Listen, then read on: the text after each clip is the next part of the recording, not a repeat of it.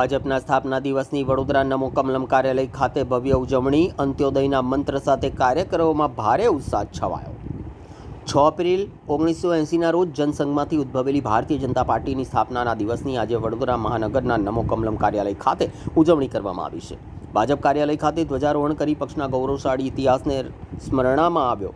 આ પ્રસંગે પક્ષના અગ્રણીએ જણાવ્યું કે ભાજપ એ માત્ર રાજકીય પક્ષ નથી, પરંતુ એક વિચારધારા છે। પક્ષનો મૂળ મંત્ર અંત્યોદય છે, જેનો અર્થ છેવાડાના માનવીનું કલ્યાણ કરવાનો છે।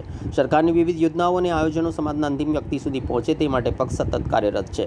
12 કરોડથી વધુ સભ્યો સાથે ભાજપ વિશ્વની સૌથી મોટી રાજકીય પાર્ટી બની ગઈ છે, જે જનતાના અતૂટ વિશ્વાસનું પરિણામ છે। વક્તાએ ઉમેર્યું કે ભાજપ લોકનીતિ, લોકસેવા અને લોક કલ્યાણ માટે પ્રતિબદ્ધ છે। આ સ્થાપના દિવસ નિમિત્તે હજારો કાર્યકર્તાઓમાં ભારે ઉત્સાહ જોવા મળ્યો હતો અને પક્ષના પાયાના કાર્યકર્તાઓથી લઈને તમામ સભ્યોને હાર્દિક શુભેચ્છાઓ પાઠવવામાં આવી હતી। 6 એપ્રિલ 1980ના રોજ ભારતીય જનતા પાર્ટીની સ્થાપના થઈ। મૂળ જનસંઘમાંથી ઉદ્ભવેલી આ ભારતીય જનતા પાર્ટી છે।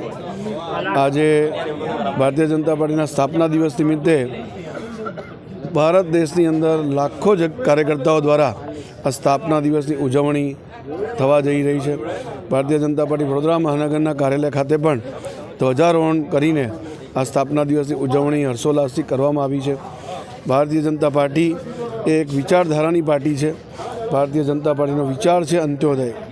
અંત્યોદય એટલે કે છેવાડાના માનવીનું કલ્યાણ કરવું, એના માટે યોજનાઓ, આયોજન બનાવવા અને એમના સુધી પહોંચે એની વ્યવસ્થાઓ ગોઠવવી।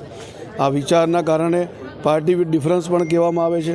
આ વિચારના કારણે અનેક લોક ભારતીય જનતા પાર્ટી સાથે જોડાયા છે। આજે 12 કરોડથી વધુ જો સદસ્ય હોય, કોઈ પાર્ટી હોય તો એ માત્ર ભારતીય જનતા પાર્ટી છે। વિશ્વની સૌથી મોટી રાજનૈતિક પાર્ટી એટલા માટે જ બની છે કે આ વિશ્વાસ અમે લોકોનો જીત્યો છે। ભારતીય જનતા પાર્ટી એ કોઈ રાજનીતિ માટેની પાર્ટી નથી। ભારતીય જનતા પાર્ટી એ લોકનીતિ, લોકસેવા અને લોક કલ્યાણ કરવા માટેની પાર્ટી છે। આજના સ્થાપના દિવસ નિમિત્તે હું લાખો કાર્યકર્તાઓને મારા તરફથી ખૂબ હાર્દિક શુભકામનાઓ પાઠવું છું।